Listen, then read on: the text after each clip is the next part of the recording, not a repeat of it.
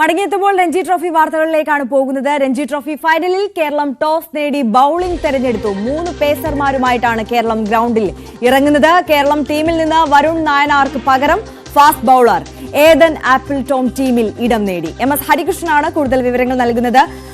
ഹരി, ഈ ബൌളിംഗ് തെരഞ്ഞെടുക്കാനുള്ള തന്ത്രം എന്താണ്? ടീമിന്റെ വലിയ പ്രതീക്ഷയിലാണ് നമ്മളെല്ലാവരും. കിരീടം കൊണ്ടേ തിരികെ എത്തൂ എന്നുള്ള പ്രതീക്ഷ ഉണ്ട്.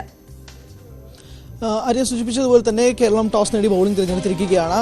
ഏദൻ ആപ്പിൾടോം ആണ് ടീമിലേക്ക് ഇടം നേടുന്ന ഒരു പേസ് ബൗളർ. അത് വളരെ നിർണായകമായ ഒരു മാറ്റമാണ്. വരുൺ നായനാർ എന്ന മിഡിൽ ഓർഡർ ബാറ്റ്സ്മാനെ ആണ് കേരളം പുറത്തിരുത്തിയിരിക്കുന്നത് എന്നുള്ളതാണ് ഏറ്റവും പ്രധാനപ്പെട്ട അപ്ഡേറ്റ്. ഫൈനലിലേക്ക് വരുമ്പോഴേക്കും ടീമിൽ മാറ്റം ഉണ്ടാകില്ല എന്നാണ് കരുതിയത്. പക്ഷേ 7 പതിറ്റാണ്ടുകൾക്ക് ശേഷം കാത്തിരിപ്പുള്ള രഞ്ജി ട്രോഫി ഫൈനലിൽ കേരളം ആദ്യമായി എത്തുമ്പോഴേക്കും ഒരു മാറ്റം ടീമിൽ വന്നിരിക്കുകയാണ് എന്നുള്ളതാണ് ഏറ്റവും പ്രധാനപ്പെട്ട അപ്ഡേറ്റ്. മത്സരം കൃത്യം 9:30 തന്നെ ആരംഭിക്കുന്നതാണ്.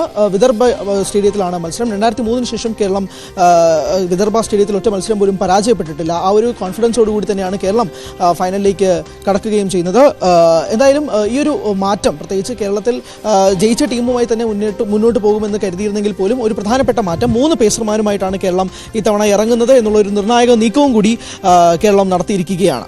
ആര്യ, തീർച്ചയായും MS ഹരികൃഷ്ണനാണ് വിവരങ്ങൾ നൽകിയത്. എന്തായാലും വളരെ പ്രതീക്ഷയിലാണ് നമ്മൾ എല്ലാവരും ഉള്ളത്. രഞ്ജി ട്രോഫി ഇത്തവണ സ്വന്തമാക്കുമെന്നുള്ള പ്രതീക്ഷ. എന്തായാലും ടോസ് നേടിയ കേരളം ഇപ്പോൾ ബൌളിംഗ് തെരഞ്ഞെടുത്തിരിക്കുകയാണ്.